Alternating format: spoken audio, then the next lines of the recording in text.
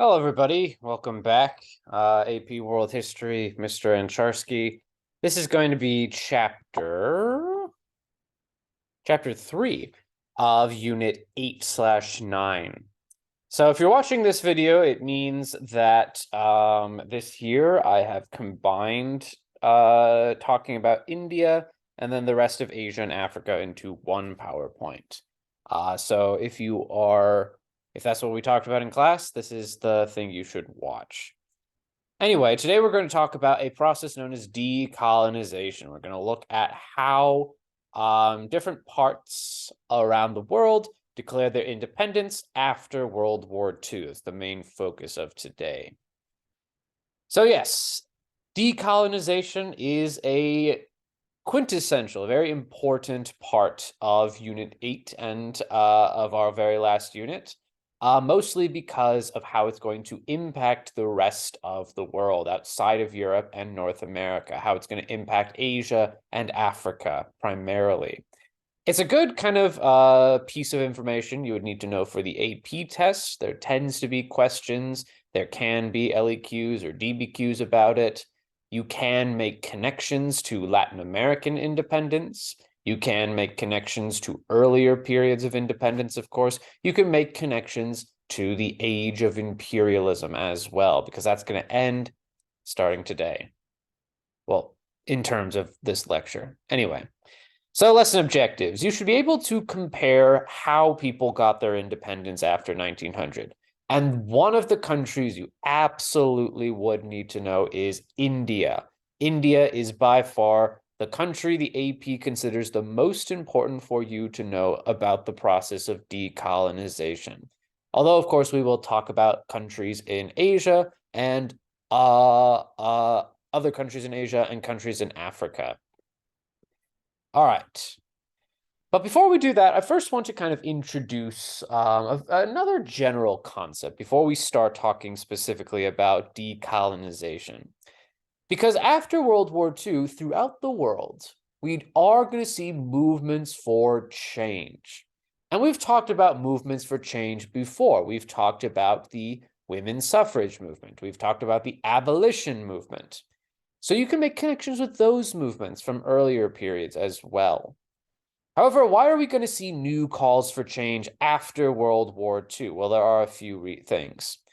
For one thing, we are going to generally see that in countries that deny basic civil rights, there will be movements for change. There will be movements for change among minorities, racial minorities, but also among women as well. There will be kind of a birth of a second wave of feminism, mostly focused on kind of social and cultural rights. The first wave of feminism, the right to vote, this is more concerned with cultural and social problems. So, right to reproductive health, for example. So generally kind of the lack of civil rights that's going to motivate movements for change. However, kind of the one tends to be thrown around as the best example of a post-World War II movement for change is going to be movements to end legalized segregation. The United States, as you might have learned about in previous classes, does have legal racial segregation in some of its states, really until the 1950s and 1960s. But later today, we're going to actually see South Africa and what its movement for change was. Its movement for change was the attempt to end apartheid, to end legalized segregation in South Africa. So keep those in the back of your mind. I will discuss that anyway. None of you are in this room that I'm currently in, so we are not going to discuss anything. Drop your comments down below if you have any comments. Anyway. However, we also see various movements for change emerge, criticizing war. The best example of that is anti-Vietnam War. In 1968, there are a lot of student protests in Europe that are protesting European countries and their kind of continued closeness ideologically with places like the United States who were committing the Vietnam War. Movements against pollution, I'll talk about that in the last chapter of this particular unit, but also movements against capitalism. However, this nicely brings us to our last point. What's another big area of a movement for change? That's going to be the movement against imperialism. Countries in Africa and Asia are going to experience decolonization movements. But how do these movements advance their goals? Well, there are really kind of two tactics, and it's pretty easy to memorize them because one is the idea of peaceful protest, of civil disobedience. Civil disobedience is the idea of civilly, so not violently, disobeying or not following the law. So, for example, protesting Jim Crow segregation in the South, we would see African Americans going into white only sections. And that's breaking the law, but they would be peaceful about it, basically. But probably the biggest influence on these civil disobedience protests around the world is going to be a figure we'll talk about more in just a second, Mohandas Gandhi. Gandhi and his ideas of civil disobedience will eventually lead to India's independence. And Gandhi really is kind of considered the father of modern day civil disobedience. Although, interestingly enough, the concept comes from an American transcendentalist philosopher, but you'll learn about that in APUSH. Finally, the other kind of way people get what they want, through terrorism, through acts of violence. And we are going to see acts of violence across the 20th century. People are demanding change through violent means. And that's, we've seen that before, of course. But this is kind of something else that's going on at the same time. There are terrorist organizations that will be willing to use violence, whether that be kind of proactively or self-defensely, throughout the 20th century. The IRA, the Irish Republican Army, the PLO, Palestinian Liberation Organization, in a kind of a criticism of American presence in the Middle East, groups like Al-Qaeda, for example.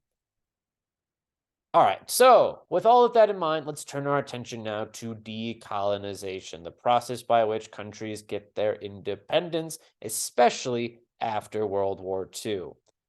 What are some general causes of things? Well, first of all, before we look, the causes, imperialism.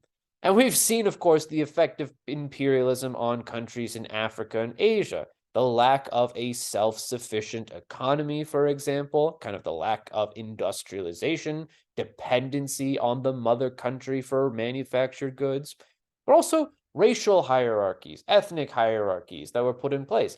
This attempt to erase culture in places like Africa and Asia, in places like West Africa and Vietnam, in the case of French colonies. However, why do we see this wave of decolonization after 1945? Well, 1945 is a huge turning point in world history, mostly because that's the end of the Second World War. 1945, the end of World War II, is going to see us enter into more modern, recent history. Technically, we're still in the modern age, but it's going to be more recent history, because that is going to introduce both of these trends of the Cold War and decolonization. But World War II was a big kind of impetus for decolonization for a few reasons. For one thing, we are going to see that World War II cost a lot of money, and it cost a lot of lives, and it cost a lot of infrastructure.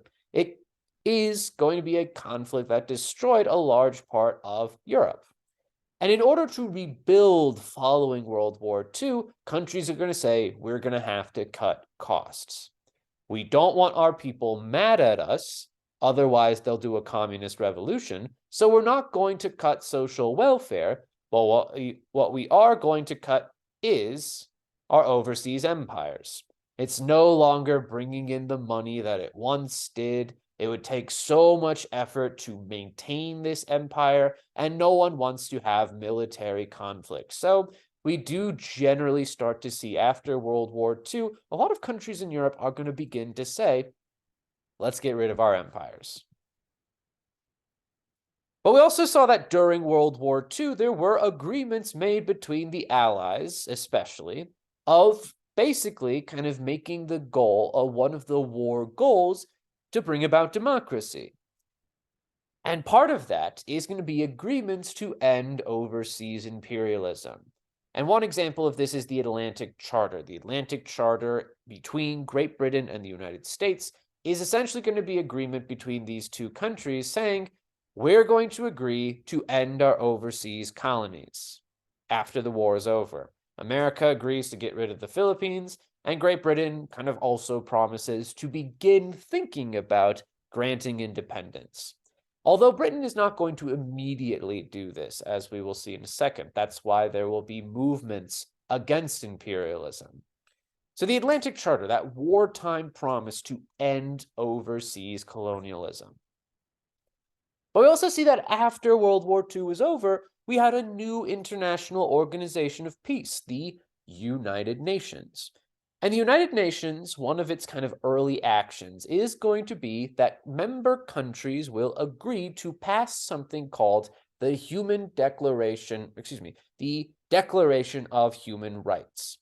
And basically, this is a document that's very much modeled on the French Declaration of the Rights of Man and Citizen, but it's essentially going to be a document in which member countries agree to write. And it says basically that every single human being around the world has basic natural rights, including the right to self-determination, the right to determine what type of government a group of people wants, basically. So the UN Declaration writes, continuity with the Enlightenment, you could say, but it's also going to kind of set an international ideal, something that countries promise to aspire to. And in order to make good on that promise, well, we do start to see some countries moving in the direction of granting independence. So how do people get independence? Well, there are really kind of three ways. In order to end formal imperialism, this direct control over political and economic systems, there will really be two ways. One, wars for independence. We have seen wars for independence in the past with Simón Bolívar, with George Washington, with Toussaint Louverture. So a lot of this can connect to earlier periods of Latin American, of United States, of Haitian independence. However, something that is kind of unique is that after World War II, we will also see this process of civil disobedience, of peaceful, nonviolent protest that is basically going to kind of demonstrate to the international community we don't want imperialism. But the fact that they're not going to use violence is going to kind of elevate morally that it would be morally wrong to continue having an imperialist society. It's basically going to say, people protesting within colonies, they're looking to the rest of the world to pressure the colonizing country to grant them independence. Oh, you are oppressing these people who aren't even doing anything against you. You should negotiate their independence. So countries like the United States, countries like various places are basically going to kind of pressure other countries to grant independence, Great Britain, for example. So in terms of ending formal colonialism, or formal imperialism, I should say, those are kind of two ways. But we also have kind of figures that will emerge to have economic decolonization. And we see a rise of groups of people we call economic nationalists. We're going to talk about this a lot more in Latin America during the 20th century. But we do see that there will be figures that emerge that will try and kick out foreign-owned companies. These companies oftentimes were accused of economic imperialism. So probably the best example of this is going to be Gamal Nasser. Nasser is going to be the president of Egypt. And Egypt was independent ever since 1922, but Nasser is going to nationalize, have the government take ownership of the Suez Canal. The Suez Canal is no longer a British company-owned thing in an independent Egypt. It is now the property of the governments in the 1950s. But there are other causes as well, and you can definitely make connections to earlier periods. For one thing, the gosh dang Enlightenment will influence these independence movements. The Enlightenment influenced independence movements in the United States, Latin America, Haiti, all of these places. But we see that kind of these ideas of the Enlightenment, well, they're going to spread into Africa and Asia, largely because the Europeans introduced westernized education. They also encouraged the building of a class of people, a middle class of people in Western thought. They raised a middle class basically to let them operate colonial government on a day-to-day level. So this emergence of a westernized middle class, these were oftentimes figures educated and trained in Europe. They are now influenced by the ideas of the Enlightenment. They're influenced by ideas of nationalism, which is another big cause of independence. But of course, they're also inspired by ideas of communism, at least some of them. And I'll talk about the communist part in just a second. However, we also do see that there are other ideological influences, mostly kind of the 14 points. Remember, during World War I, Woodrow Wilson proposed the 14 points, a series of proposals for what a democratic society would look like after World War I. And one of them was ending colonialism, was granting self-determination to countries in Africa and Asia. But guess what? That wasn't given. So a lot of people are going to be angry at this kind of denial of basic human freedom. And in some cases, we will see the emergence of communist independence leaders. The best example of this is Ho Chi Minh in Vietnam. But of course, decolonization is paired with the Cold War, not just because they're happening at the same time, but because the Cold War is going to impact events after independence is achieved. Because we oftentimes see that when countries get their independence, sometimes there will be conflict within those countries over what will be the best type of government and economic structure. So we will see that there will be internal conflicts within formerly colonized countries.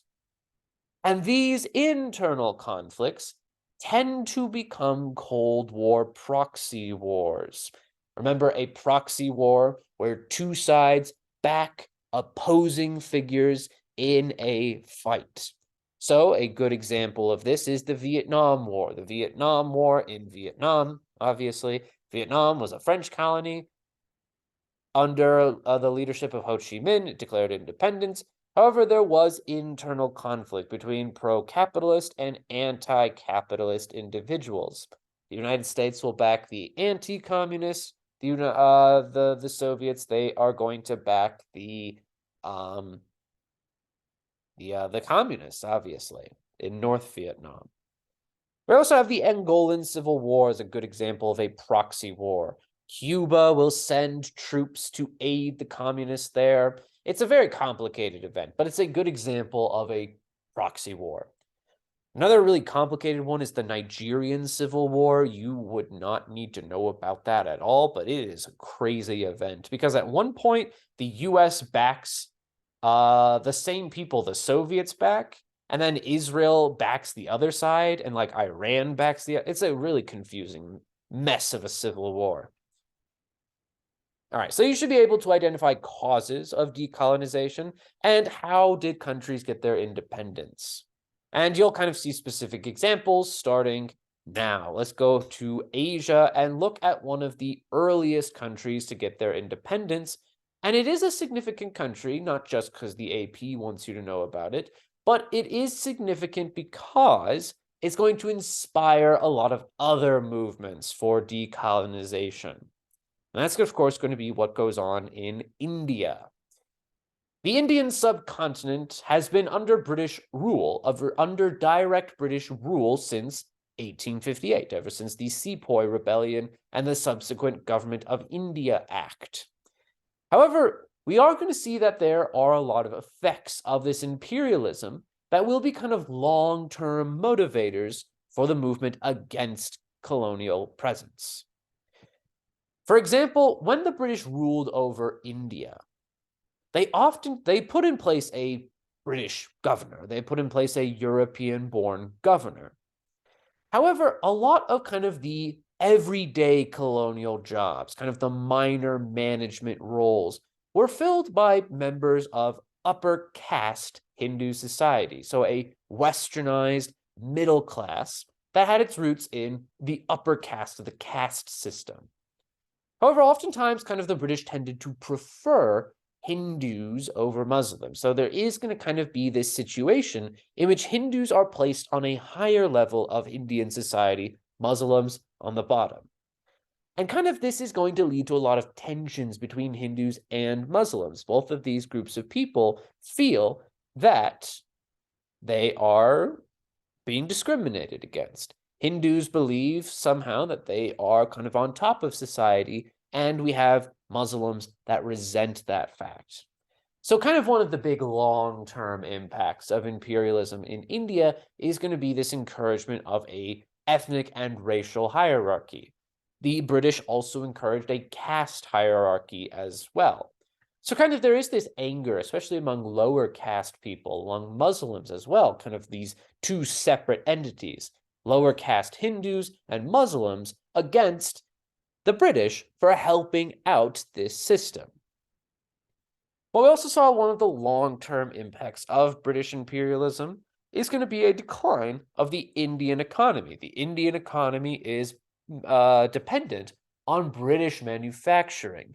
The British destroyed textile factories in India. They destroyed the domestic textile industry in India. So we do see a large degree of economic control over the Indian subcontinent by the British. British companies were allowed to come in, and they basically kind of monopolized a lot of the key industries of India. We also saw that the British Raj placed high taxes on things like salts, things like a food substance needed by everyday Indians. So there's high taxes, especially on key raw materials, but also a high degree of poverty. However, kind of the event that will spark a more radical demand for independence is going to be World War I. World War I is going to have a lot of European countries say to their colonies, hey guys, if you promise to be loyal to us, we will grant you your independence after the war. If you promise to send over your boys, your young men to be killed in war, we will grant you independence in recognition of your service.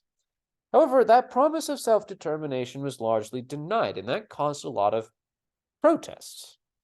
However, kind of the British government, in response to this growing protest movement, is going to commit acts of atrocity against these rebelling peacefully Indians. And one example of this is the Amritsar massacre, in which several peaceful protesters are going to be fired on by the British colonial army. And it's this event in particular that's going to spark the imagination of Gandhi, Mohandas Gandhi, the kind of leader of Indian independence. And that's what we're going to talk about. So there will be several movements for independence, but there are really two you need to know. And one of them, the biggest, is going to be the INC, the Indian National Congress. It's still around today. It's one of the biggest political parties in the world, actually. But the INC is going to emerge as one of these leading voices of independence. But it's largely going to be confined to upper middle class Indians until Mohandas Gandhi. Gandhi is a very interesting figure in world history. He is an important one because he is going to be a major figure during this era of decolonization. And what is Gandhi going to do? Well, Gandhi is going to encourage a mass organized movement, a mass civil disobedience movement against the British government of India. So his organization power is going to unite a lot of different Indians from all different backgrounds, lower caste, Hindus, etc. They're going to be very motivated to join Gandhi's political movement. And we're going to see why that is in a second.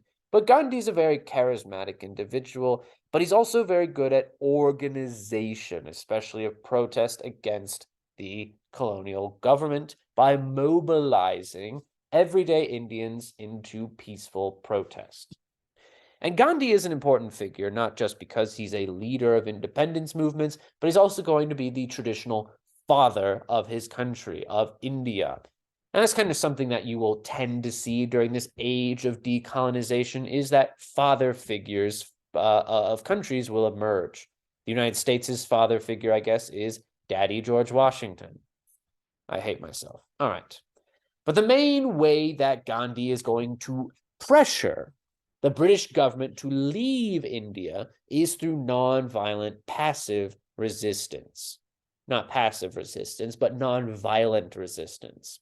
And basically, Gandhi's kind of idea is, if we show the rest of the world that we Indians are not listening to the British government, maybe the international community, maybe the United Nations will pressure the British to negotiate our independence. And we're not going to get violent because we do not want the British to have any excuse to fire on us, to commit acts of atrocity against us. So Gandhi is going to organize what he calls the Quit India movement. And there are a lot of different peaceful struggles Gandhi will be associated with. For example, Gandhi is going to kind of have very public demonstrations of fasting. Fasting, starving oneself for whatever reason, is going to kind of be this moral protest to show that unless our demands are heard, I'll starve myself. So kind of public displays like this, and oftentimes figures associated with Gandhi's protest movement, they would be arrested. There would be brutal police brutality-esque sort of things that went on. And that is going to kind of make the British not look very good. Look, they're committing awful brutalities against these peaceful, non-violent protesters. Even people in Great Britain are saying, British government, you need to end our involvement in India. It's not worth it anymore. Focus on building up a national healthcare service, the NHS. It's actually funny. I'm looking at a picture of London right now on my my TV screen. Anyway, what are other kind of protests? Well, boycott as well. And this is really going to kind of hurt Britain at its wallet, basically. Basically, Gandhi is going to say to his followers, don't buy British goods. British goods are bad. Make your own goods. Make your own textiles. And that's actually Gandhi right there in the glasses. He's making his own textile. Gandhi famously, he's a westernized middle-class guy himself. He's a lawyer, actually. He was trained in British law. So he's going to reject a lot of Western style of clothing in favor of more traditional Hindu garb, I suppose you could say. But he also organizes protests like the Salt March. And basically, this was a protest to not buy salt from British-owned monopolies, and instead making your own salt. He literally marches his followers to the sea to make salt for themselves, rather than pay British taxes. What a guy, Gandhi. And he's going to be successful, quite frankly. However, even though figures like Gandhi in particular, are going to try and make this movement, this Quit India movement, something that represents all of India, including Muslims, kind of we do see that ugly kind of long-term threat or long-term impact of imperialism in India rear its head. This encouragement of ethnic and religious divide. The British encouraged ethnic and religious divide out of this idea of divide and conquer. Make them hate each other so it's easier for us to exploit them. And we do see that kind of, there is going to be a concern by Indian Muslims that if there was a movement for independence, if India became independent, it would be a Hindu-dominated society.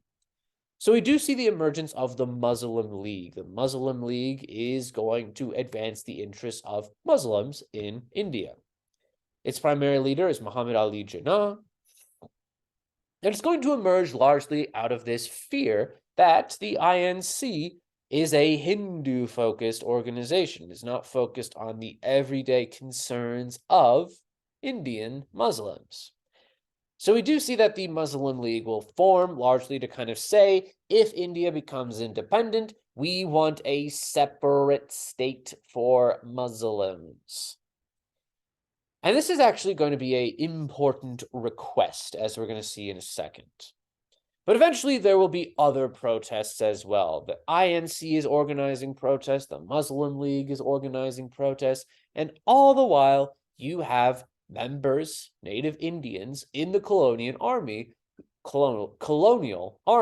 who are also going to rebel against the British. In 1947, we see a huge military strike, a huge desertion of a lot of members of the Royal Indian Navy. And this is going to kind of make the British say, oh my God, clearly no one in India wants us to be here. We might as well grant them their independence. And that is kind of what is happening, basically. The British grant independence pretty shortly after this revolt, 1948. However, kind of at the negotiating table, the British are going to divide up the Indian subcontinent between Hindus and Muslims. And this is going to divide the Indian subcontinent into primarily two countries. Pakistan, which is going to be a country for Muslims, and India, which is going to become a country for primarily Hindus. And that's kind of a map right there of the partition of India. The British kind of partition it or divide it up between Pakistan and India. This area of Hyderabad eventually kind of was absorbed into India later on. So kind of partition is something you would need to know. Sometimes there are questions about it. But the impact of this partition are as follows. For one thing, we see new states created, the two biggest ones being India and Pakistan. In India, we see the creation of a parliamentary democracy led by this guy named Jawaharlal Nehru. Nehru is going to become the first prime minister of India. He is a follower of Gandhi. His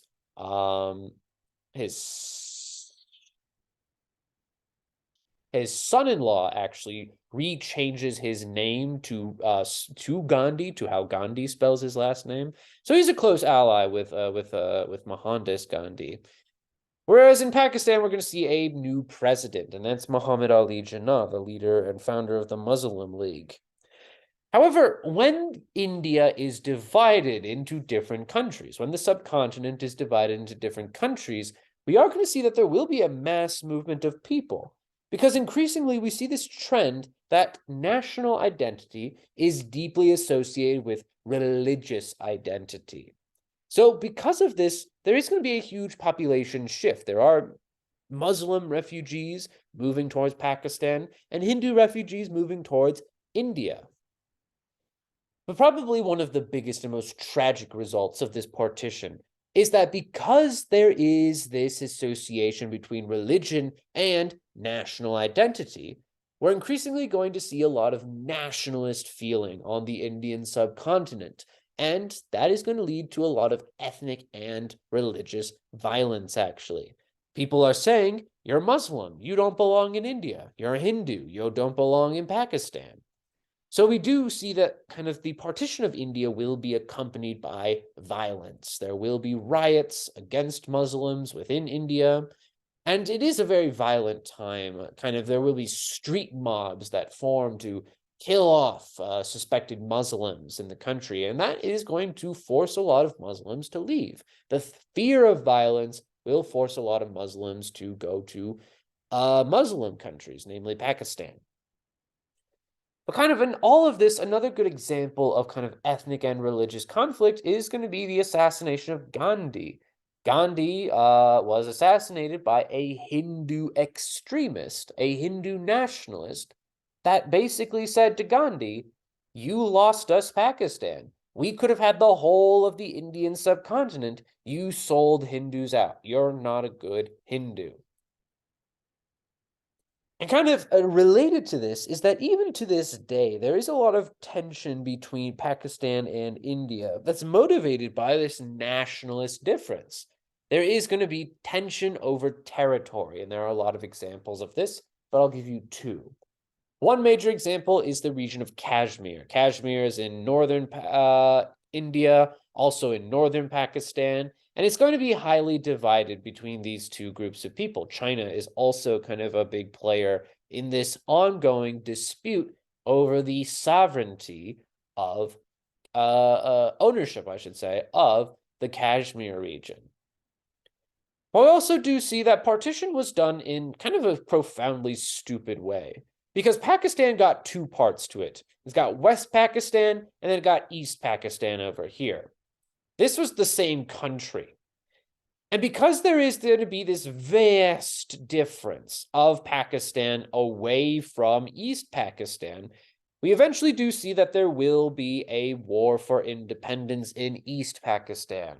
We have the Bangladeshi war for independence, in which we are going to see a lot of violent struggles between Pakistan, East Pakistan's government, and the citizens of Bangladesh.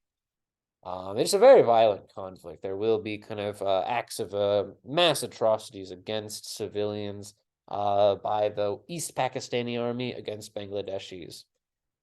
And because of this violence, however, we do see another independent nation on the Indian subcontinent, Bangladesh, emerge.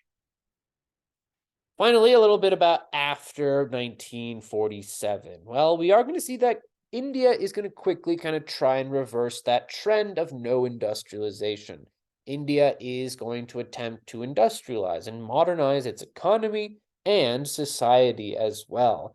We will see a lot of laws passed, gender equality, the right to vote for women, the caste system is abolished. It is not a legal system as it was during colonial times. So India is going to undergo a lot of modernization. However, to bring us to kind of the topic of the Cold War, what was the experience of non-aligned countries? Well, India was an example of a non-aligned country. It was one of the big leaders. It was one of the founders of the non-aligned movement. And really kind of its economic system tried to pursue a balance between capitalism and communism. And kind of a long-term surviving remnant of this attempt to try and find an economic policy that's neither communism nor capitalism is the Kerala model. Kerala is a state in India, a province of India. I'm not sure if they use provinces or states. Anyway, well, it's a region in India that is the equivalent of a state in the United States. And essentially the Kerala district, the Kerala area, its government is going to adopt kind of very socialist policies, actually. And the effect of this is going to be raising income equality, and that is going to have a lot of effects. It's going to kind of increase the living conditions in Kerala. It's going to lead to much higher levels of health and happiness, at least compared to other parts of the Indian subcontinent, of the proper country of India, I should say. And that's actually something that survives to this day. Kerala is one of the few places in the world that has a communist party in power through kind of peaceful democratic means. And yeah, it's a very interesting concept. It's not a high level of income, but a high level of happiness and general well-being, at least compared to the rest of India. But India is also going to have kind of this demonstration that women increasingly are becoming more visible in public life and in politics. And we see the election of Indira Gandhi. Indira Gandhi is the daughter-in-law, actually. No, she's not. She's the daughter of Nehru, the first prime minister of India. And she is not related to Gandhi. She marries a gentleman with the last name Gandhi, who was not related to Gandhi, just had the same last name. So Indira Gandhi is a very interesting woman. She was called the most powerful woman of the century, actually, or one of the most powerful women. So it does demonstrate, kind of to think about broader picture things, that we have women starting to enter positions of power in politics. And she's a kind of a controversial figure. She suspended democracy for a brief time in India. She was also assassinated, much like Mohandas Gandhi.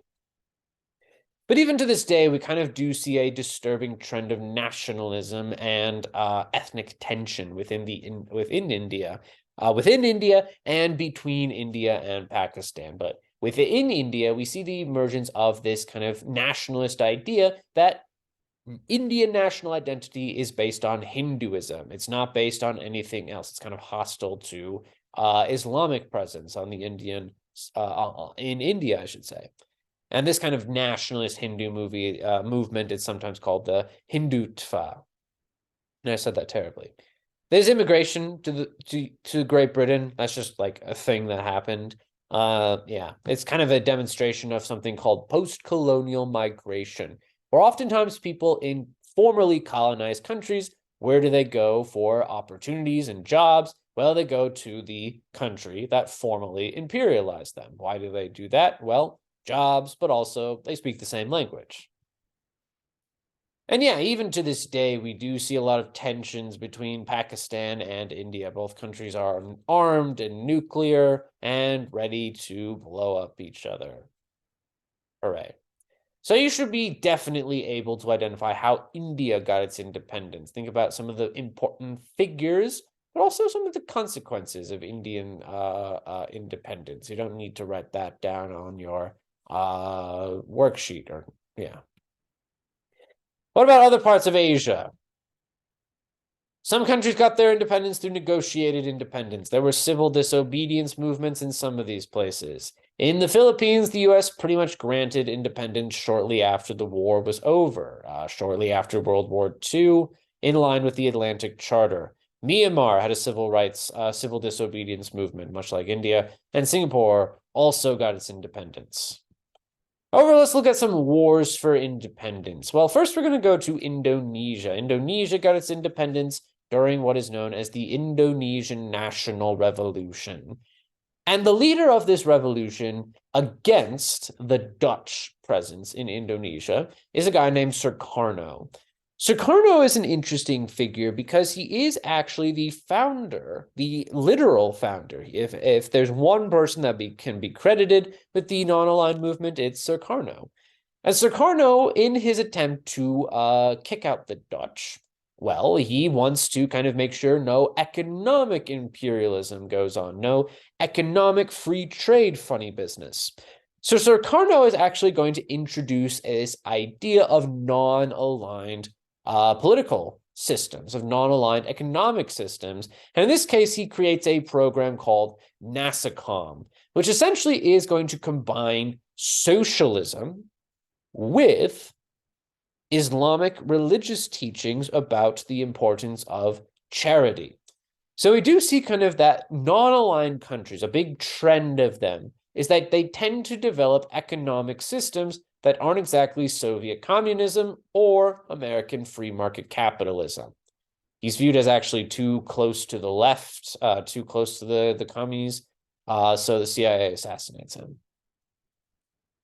But another big figure in terms of a war for independence is a guy who straight up wants support from the Soviet Union. That is not going to join the non-aligned movement, and that's Ho Chi Minh. Ho Chi Minh is an example of a westernized individual. He went and lived in Paris for quite some time. He was a waiter in Paris at one point, although it's a little unclear. His life was unclear, but nonetheless, he probably lived outside of his native country of Vietnam, and he was exposed to Marxist-Leninism, to the idea of how a communist society can be achieved in a pre-industrial society. Industrialization and communism can be achieved, according to Ho Chi Minh, in a pre-industrial society like Vietnam. And yes, Ho Chi Minh is going to be inspired by the ideas of Marxist-Leninism. He's going to be an ideological ally of the Soviet Union. He's going to receive significant support from the Soviet Union. And because of this, he is going to create at least North Vietnam into a communist society. Yeah, so Ho Chi Minh is a good example of a war for independence. Sukarno is also a good example. And he's also a good example, Sukarno, that is, of a non-aligned country. All right, let's go to Africa. Waka Waka, in the words of Shakira. Well, Africa is also going to be given its independence. Let's start with one of the earliest, and that's going to be the colony formerly known as the Gold Coast. The Gold Coast, of course, being the modern-day country of Ghana. However, what's going on there? Well, the Ghanaian independence movement is largely going to be facilitated by peaceful civil disobedient protest. And that's primarily going to be led by this gentleman right here, kind of leading his hand in the air, Kwame Nkrumah. And I probably said that wrong, I know. But Nkrumah is going to be a very important figure in Ghanaian independence because he is going to organize a massive political program, a political party called the Convention People's Party. And using his organization tactics, like Gandhi did, he is going to kind of say to the rest of the world, Britain, we don't want you in our society. You better leave ASAP, basically. So Nkrumah is going to work with the UN to negotiate British independence from Britain, actually. But Nkrumah is yet another example of a non-aligned country. Ghana is going to largely reflect ideas of economic nationalism.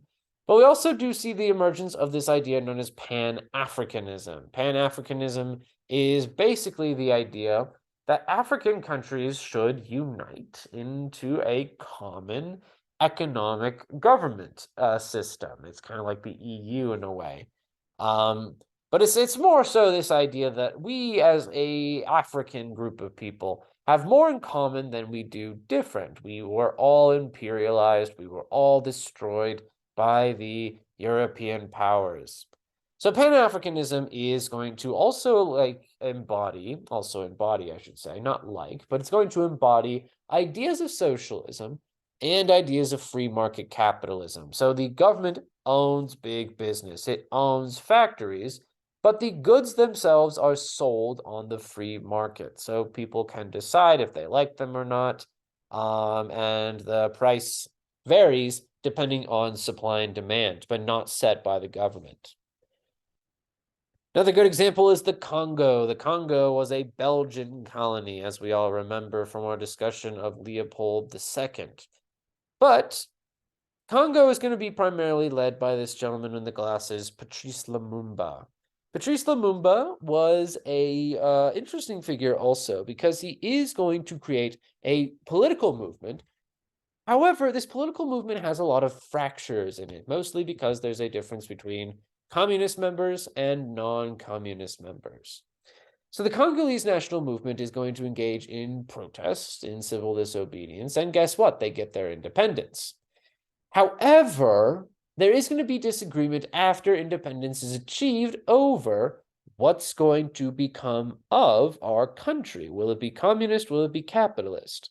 And that's going to really be the Congo crisis. The Congo crisis is an internal struggle between pro-capitalist and anti-capitalist figures.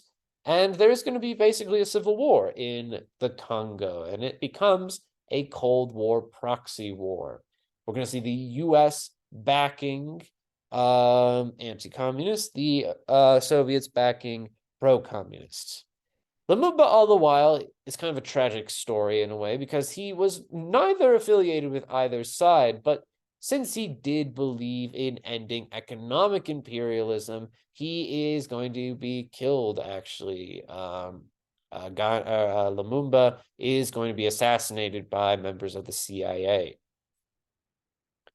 All right, so let's turn our attention way down south to the land of Afrikaners. Let's go to South Africa. South Africa is an interesting story, actually, because South Africa is going to be granted self-rule or home rule by 1910, actually.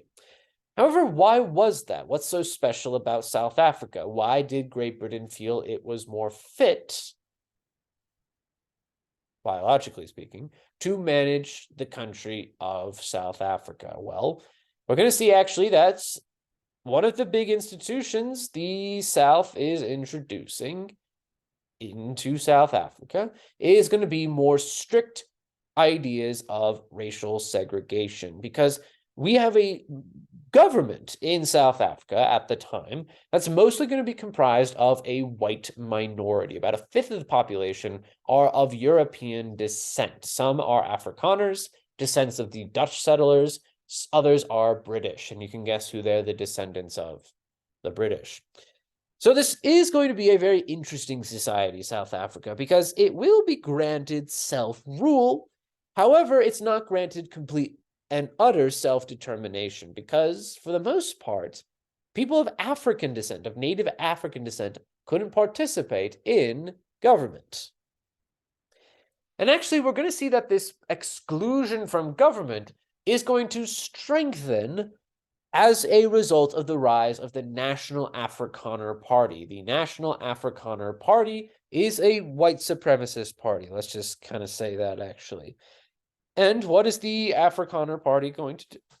Well, they're going to secure power by having a lot of restrictions on people of African descent. And that includes strengthening the institution of apartheid. Apartheid, the idea of racial segregation, that's basically what apartheid is. And that's what that image shows right there. This is for Europeans. This is for not Europeans. So segregation is going to continue even after self-rule is granted.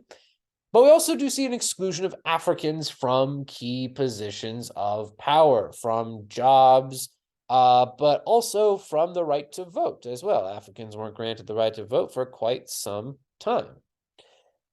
But we also see that the apartheid era saw the rise of something known as the homeland system. And this is something you would need to know for your test. There's one question about it. Basically, the homeland system is going to set up a series of reservations for homeland citizens. So native Africans to go and live there. So this is the Zulu region. Zulus, you go there. This is the that's one of the biggest ones. Well, it kind of is separating these ethnic groups into reservations, into homelands.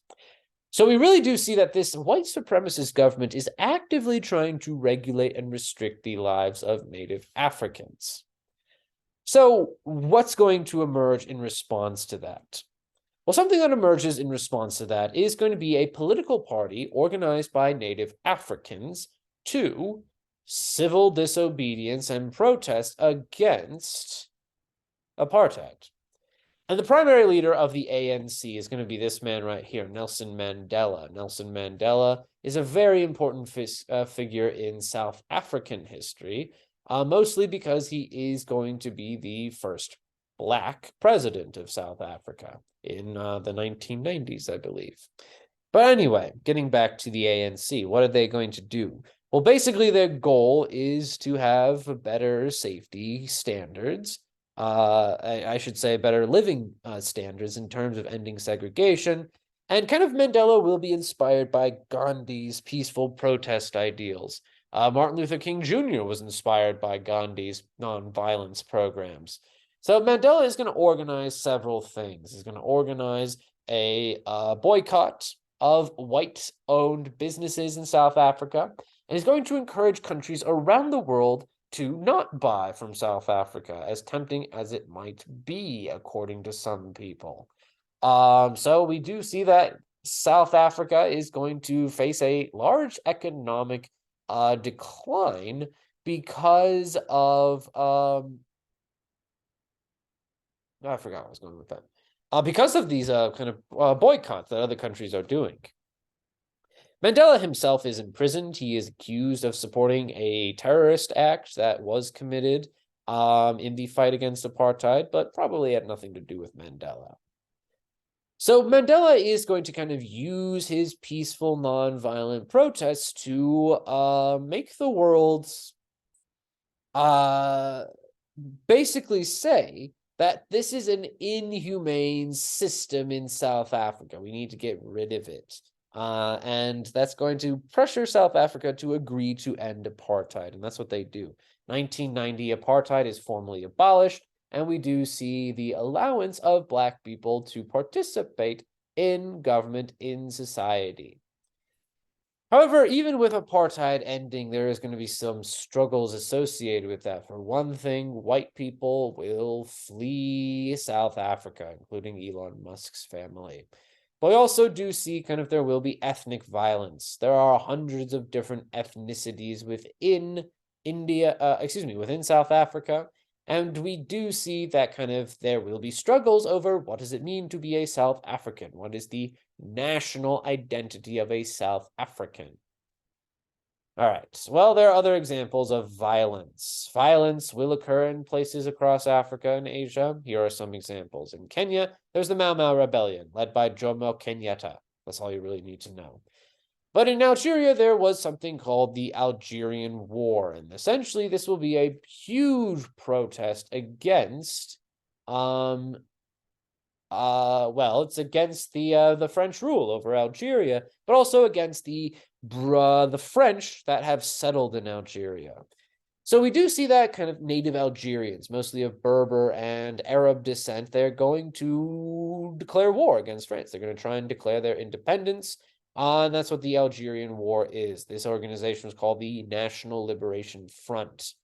And eventually there will be success. We do see that the young alien, I don't know, I was going back. We're going to see protests against the French presence in Algeria, and that does lead to a violent confrontation, actually. We will see a massive civil war in which the brutality rate will be very high. Algeria is going to kill off these emigres. But we also do see that in terms of the French against Algerians, there will be very brutal treatment, including lovely things like putting trees around.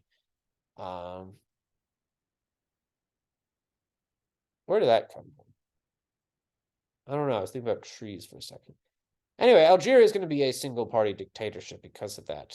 It's a very brutal war that France wages on Algeria. All right, so you should be able to identify how decolonization was achieved. Those are the methods of decolonization, and give examples. And how is the Cold War impacting decolonization, especially with that wonderful phrase, proxy wars? After independence, there are struggles. But before we look at the struggles, let's take a look at the economy during the Cold War. Well, most of these countries in the African and Asian parts of the world, meaning Africa and Asia, are going to declare their independence.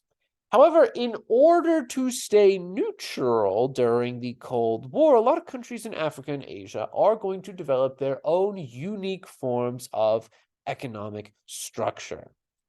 Basically, they're going to not want to have the influence of any party, any power. They don't want the influence of the Soviets undermining their independence. They don't want the Chinese. They don't want the Russians. They don't want the United States. So in order to secure economic independence, we will see in Africa and Asia the rise of economic nationalism. We will see the rise of different groups of people that make economic systems in which the government is going to be protectionist. They will have high tariffs on foreign goods. They will seize or nationalize land owned by foreign companies. And oftentimes the intent is to industrialize. That's why these countries do this. But they also want to remain economically independent, so they make their own economic system. And there are a lot of examples of this. In Tanzania, we have Julius Nyerere and Ujamaa. And Ujamaa essentially is this idea of collectivization, of taking away the private property of farmers and making them go into large urban collectives, large what are they called? Large communes, large areas where the village owns and operates a plot of land as a group of people. And basically, this is a blend of socialism, but a little bit of free market capitalism as well. Oftentimes, the coffee that was sold, or whatever, would be sold along free market ideas. Sukarno, another example, he's the founder of the non-aligned movement, actually. Sukarno is going to develop something called Nasakam. Basically, it's nationalism, socialism, and Islam. All of those things combined together. And essentially what Sukarno is going to do is he's going to be very interested in having a large, generous welfare state that satisfies his Islamic idea. He wants to have nationalist independence of his economy. He's going to take over Dutch-owned businesses, for example. But also he wants to embody ideas of socialism. Not exactly communism, not exactly the Soviets and their model of their economy, but he does want to have more government ownership in order to promote industrialization. However, he's assassinated, but that's not important right now. The other big figure is Gamal Nasser. Nasser is going to become the one of the presidents of Egypt, and under Nasser, he does have this kind of dream of creating Egypt into a completely economically free country. And one way he's going to try and do that is nationalizing the Suez Canal, is taking ownership of the Suez Canal so that it is our plaything. It is our thing to regulate and control. Yeah, he's going to nationalize the Suez Canal. However, after the Cold War, we are going to see kind of other areas of problems start to emerge in post-colonial societies. For one thing, even after independence, a big struggle in a lot of these societies will be high income inequality. There are a lot of exceptions, of course, but that's one of the bigger ones. But we also do see that as countries gain their independence, some of them start to industrialize. They want to become self-sufficient. They want to not have to depend on trade with their former colonial adversaries. So we do see that as industrialization pops up, there's going to be an increase of deforestation and tropical and pollution as well. So that's kind of a negative side effect of the industrialization of countries around the world, is the impact on the environment. But we also do see a trend of something known as neocolonialism. Neocolonialism is basically this idea that a country might be independent, but economically, there is a significant presence of a foreign country. Because after the Cold War, there tends to be a decline of economic nationalists. We do see the opening up of private investment. And we do oftentimes see that countries are going to kind of shape foreign countries' economies by deciding to build or close factories overseas. So think about neocolonialism as economic imperialism. It's a big trend even in the present day. Generally, these are reasons why there is a large amount of poverty in former colonized countries around the world. For one thing, various wars for independence, various wars after independence slow down the process of industrialization. How can you build factories if you're busy killing people? But we also do see that a lot of countries had to pay reparations to their former colonial masters. For example, we do see that tends to be true in West Africa, actually. They have to pay a lot of money in exchange for the privilege of being free. All right, but we also do see that another big problem is going to be the availability of goods and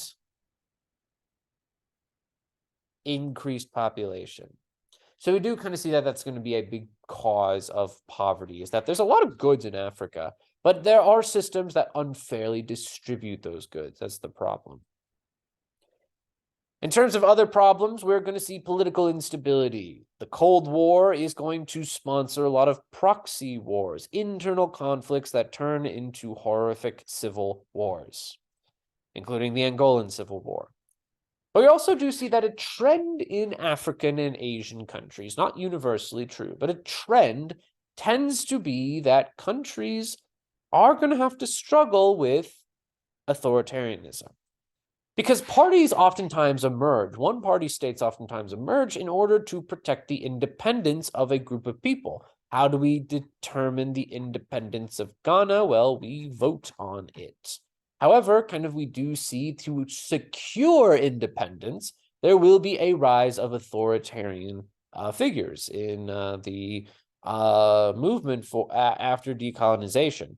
The worst example is going to be Pol Pot, actually. Pol Pot was the dictator of Cambodia, and he is going to kind of say that we need to be in power if we want to secure Cambodian independence economically and politically.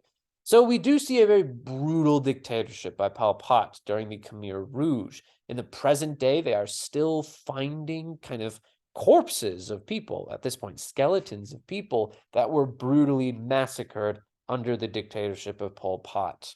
He also set a bunch of landmines out there, and that severely damaged the elephant population, actually, and the human population, true.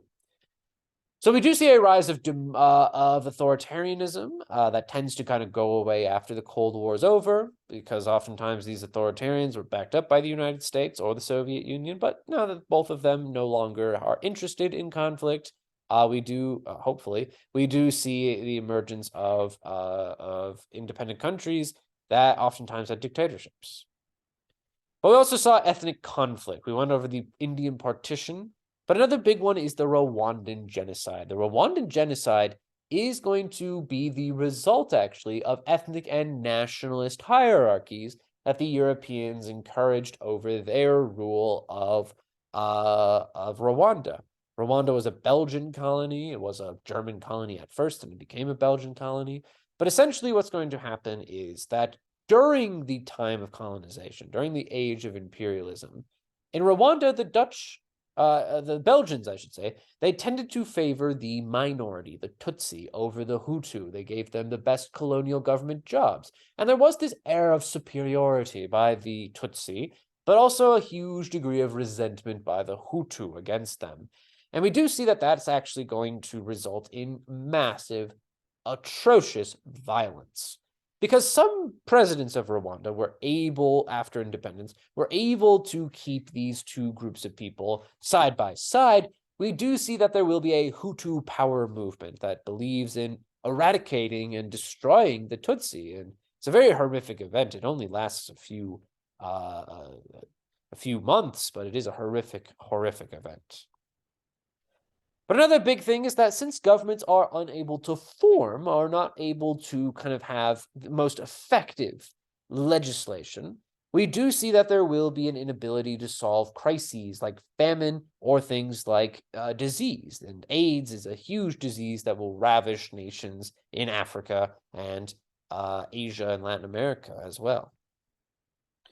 But in terms of kind of more positive things, there are attempts to establish more free trade in Africa. The attempt to kind of create a self-sufficient African economy, an African union, a proposed African union. Basically, kind of this would remove any restrictions on trade in order to bring about economic development in formerly colonized Africa. We also see in Asia the Association of Southeast Asian Nations, and these are countries and essentially are going to also remove trade restrictions in order to promote economic development in that part of the world. But finally, to end on a positive note, we do see movements to combat deforestation in the form of the Kenyan Green Belt movement. Essentially, we would donate a bunch of forest material, and this group of people, they would plant these forest material to try and restore the ozone and to detoxify the planet, I guess. So that covers everything. You should be able to identify impacts of decolonization. An obvious one is that new states form. But what struggles do African and Asian countries face after independence? Talk to your neighbor, which you can't actually, unless you go outside and talk to your neighbor, unless your neighbor is somehow sitting in your room with you or wherever you're watching this. All right, well, have a great day, everybody. Hope you have a fantastic day. I'm hungry. What do you think I should eat for dinner? Drop your comment down below. What should I eat for dinner? For breakfast, I had a burrito. And lunch, what did I have for lunch? Kind of a, oh my goodness gracious me. I had a bagel sandwich. Yeah, that's what I had. All right, I'm going to go prepare dinner now. Hope you have a good day and see you later, alligator. And in a while. Crocodile. What's that other big crocodile like thing? It's like a gear or something like that. It's only found in like India, I think. Anyway, have a great day. And enough of me rambling. Stop.